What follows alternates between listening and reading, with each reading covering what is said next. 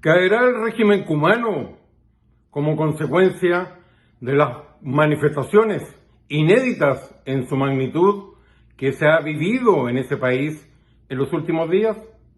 Me gustaría dar una opinión distinta, pero desgraciadamente nada parece indicar que el régimen vaya a caer.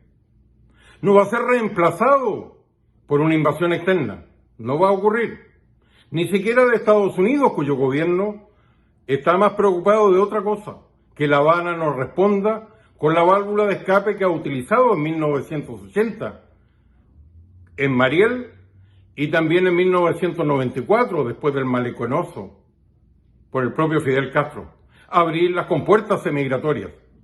No parece. De hecho, ha anunciado que no van a recoger a nadie que vaya hacia o desde el mar. Tampoco va a aparecer un gobernante militar con un golpe de Estado. Y lo segundo es más fácil de ver porque desde hace muchos años La Habana está gobernada, al igual que el resto de la Cuba, por el Partido Único, pero también por una virtual dictadura cívico-militar. La mayoría de quienes toman las decisiones en el día de hoy son militares con o sin uniforme. La mayoría en el comité político del Partido Único, el partido de gobierno, pero un partido que desde hace muchos años está entregándole a sus militares el manejo de todo lo que genera reserva. Incluso en estos días hemos visto que la justificación de toda violación de los derechos humanos, que era el supuesto bloqueo norteamericano, que de hecho no existe, en la magnitud al menos que lo plantea La Habana, demuestra que el bloqueo es más bien interno, con el anuncio de la propia Habana que el pueblo cubano o quienes viajen hacia o desde podrán transportar alimentos y artículos de primer consumo. Es una crisis muy profunda. Se abrió una compuerta que nadie la va a cerrar. De hecho, la abrieron la parte positiva de las redes sociales, que se ha visto también en muchas otras manifestaciones a través del mundo. Hoy día la gente no puede ser aislada, sino que está informada inmediata y oportunamente a través de lo que ocurre en el mundo y en su propio país. Los cubanos por primera vez pudieron ver lo que estaba ocurriendo en otros barrios de La Habana y en otras partes del país. De hecho, esta internet se abrió masivamente hace un año por la necesidad urgente que tiene este aparato cívico-militar y la élite cubana de obtener divisas que se bajaron a un mínimo como consecuencia de la pandemia y el virus. Sin embargo, nada parece indicar que el régimen vaya a desplomarse como se desplomó la Unión Soviética y la Europa del Este hace ya una generación.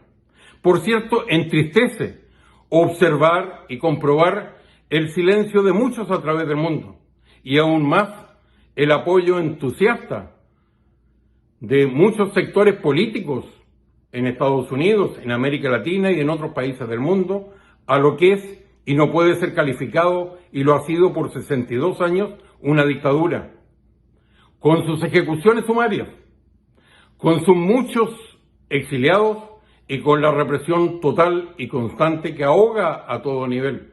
Incluso una crisis que permite desmentir los supuestos logros que el país tenía en educación y en salud. Se ha visto que no era tal, que la necesidad de divisas está detrás de cualquier otra cosa.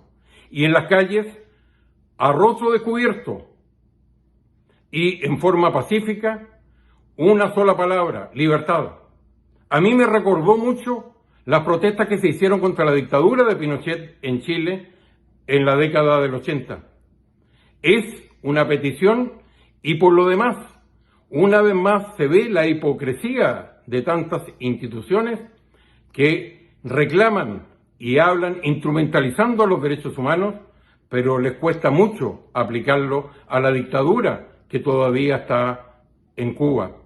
Nada parece indicar por ahora que esto vaya a terminar en su término, que vaya a ser reemplazado, pero no hay duda que se ha abierto un esquema nuevo, que hay un antes y un después de estas manifestaciones, que probablemente el régimen no va a poder dividir a esta nueva generación que no quiere emigrar, sino modificar su país y recibir sus beneficios en igualdad de condiciones dentro, y por lo tanto se abre una nueva etapa.